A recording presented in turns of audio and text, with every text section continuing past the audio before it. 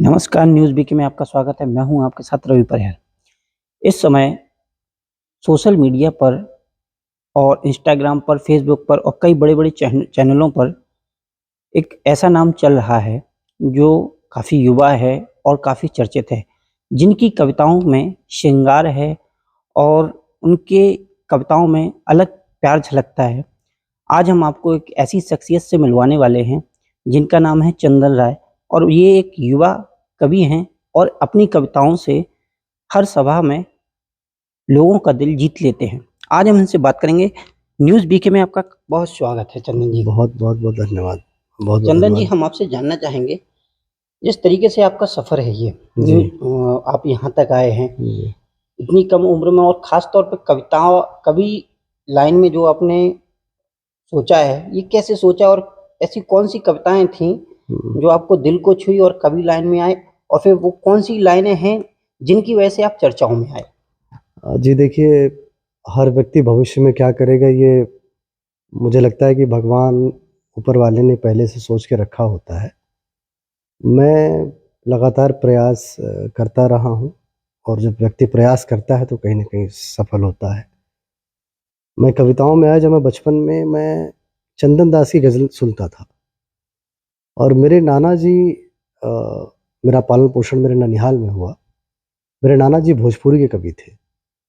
तो उनको देख कर के क्या कवि क्या होता है ये मैंने जाना और चंदन दास को सुनने के बाद मुझे लगा कि पेश कैसे किया जा सकता है उसको। तो लिखने और सुनाने का दौर वहीं से फिर शुरू हुआ और उसके बाद देश भर के कवि सम्मेलन, वो चाहे दिल्ली का लाल किला देश का सबसे बड़ा कवि सम्मेलन, वहाँ पे भी 2 बार जाने का मुझे सौभाग्य मिला। फिर 2020 में जब यूके हिंदी समिति ने जब कार्यक्रम किया और भारत के 5-7 कवियों का चयन किया, उसमें से भी मैं एक उसमें रहा। तो अभी लगातार प्रयास जारी है, फिर देखते हैं धीरे-धीरे अच्छा, कहाँ तक। ऐसी आपकी वो कौन-सी कविताएँ हैं, जिनकी वजह से आप चर्चाओं में आए हैं? कुछ हमारे दर्शकों को सुनाएँगे क्या? वो मेरी कई कविताएँ रही हैं। शुरुआती दौर में मेरा एक गीत था अ, बस लुटाता रहा हूँ लिया कुछ नहीं, बस लुटाता रहा हूँ लिया कुछ नहीं, आप कहते हैं मैंने किया कुछ नहीं और मेरी आँखें बरसती रहीं इसलिए लग गई आग लेकिन जला कुछ नहीं।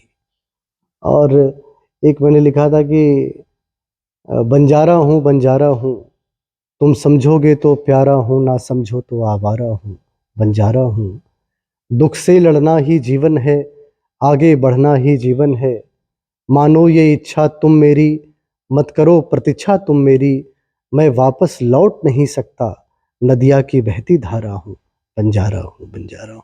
इस तरह से चीज़ें शुरू हुई और जो वायरल जो थोड़ा बहुत लोगों के बीच हुआ, उसमें से एक शेर है कि मोहब्बत में हैं कितने गम ये हम बतला नहीं सकते, मोहब्बत में हैं कितने गम ये हम बतला नहीं सकते, ये होती भी उसी से है जिसे हम पा नहीं सकते। तो कुछ इस तरह की लाइनें।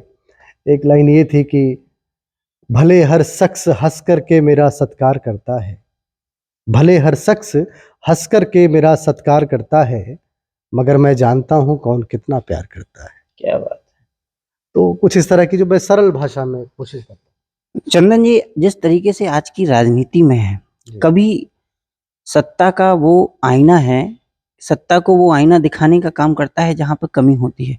तो कभी किसी कवि सम्मेलन में आपको ऐसा लगा कि यहाँ पे ये माहौल जिस तरीके से राजनीति वर्तमान में है, उस राजनीति को आप किस नज़र से देखते हैं?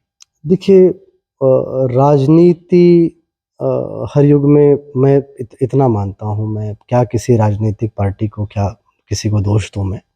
मैं इतना मानता हूँ कि कवि होने के नाते मेरा ये धर्म बनता है कि राजनीति को हमेशा दर्पण दिखाने का काम अ, करता है कवि। तो मैं वही काम करता हूँ। जब कांग्रेस सरकार थी, तो कांग्रेस को आईना दिखाता था। अब भाजपा की सरकार है, तो भाजपा को आईना दिखाता हूँ।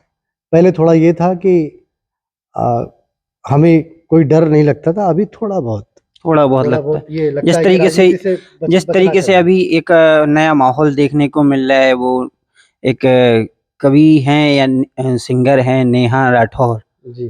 तो उनके बारे में क्या कहेंगे? उनके साथ जो हो रहा है, क्या है ये? नेहा राठौर, मुझे लगता है कि लोकतांत्रिक देश में कवि, चित्रकार, कलाकार, इनको फ्री छोड़ देना चाहिए, क्योंकि ये सदैव प्रारंभ से आप समझें कि पूरे हिंदू समाज को अगर किसी ने दिशा दी तो वो तुलसी बाबा कवि थे, जिन्होंने रामचरितमानस लिख करके राम को घर घर पहुंचा दिया। उस समय भी किसी का शासन रहा होगा, लेकिन उन्हें लिखने से रोका नहीं गया। तो जब भी कवि को अगर लिखने और बोलने से रोका जाएगा तो फिर वो समाज का नुकसान होगा। तो मुझे लगता है कि चाहे नेहा सिंह राठौर हो या चाहे कोई भी कलाकार हो, अगर वो किसी प्रकार की अभद्र भाषा का प्रयोग नहीं कर रहा है, अगर वो समाज में दंगा वैमनस्य अपने शब्दों के माध्यम से नहीं फैला रहा है, सिर्फ वो अपने कला के एक मर्यादा के दायरे में अगर रह के बात कर रहा है, तो उसे करने देना चाहिए। और उस पर अगर अगर कुछ लोग उसको घेर के अगर या दबाने की कोशिश कर रहे हैं तो गलत है। हमारे दर्शकों को कोई ऐसी रचना जो आपने अभी नई तैयार की हो अगर सुनाना चाहें तो क्या कौन-सी रचना है आपके मन में इस मेरे वक़्त? पास बहुत सारी रचनाएं हैं। मैं आपको कुछ रचनाएं उसको मैं कोशिश कर रहा हूँ कि मैं आपको सुनाऊं, क्योंकि कई युवा भी आपके चैनल को देखते होंगे। तो मैं कुछ एक पंक्तियां सुनाना चाहता हूँ जी। कि जहां में कुछ नहीं ऐसा जिसे दिल पर लिया जाए, जहां में कुछ नहीं ऐसा जिसे दिल पर लिया जाए, जो सब कुछ दिल पे लेते हैं बहुत बेकार करते हैं। जहां में कुछ नहीं ऐसा जिसे दिल पर लिया जाए, जो सब कुछ दिल पे लेते हैं बहुत बेकार करते हैं। और हकीकत ये है कि सबकी ज़रूरत बन गए हो तुम, ये बिल्कुल मत समझना लोग तुमसे प्यार करते हैं। बात है। तो ये थे हमारे साथ में चंदन राय जो इस समय युवाओं की पसंद बने हुए हैं और अपनी कविताओं से हर माहौल को, हर सभा का दिल जीत लेते हैं। न्यूज़ बीके पे खबरें आगे और भी जारी हैं, देखते रहिए न्यूज़ बीके।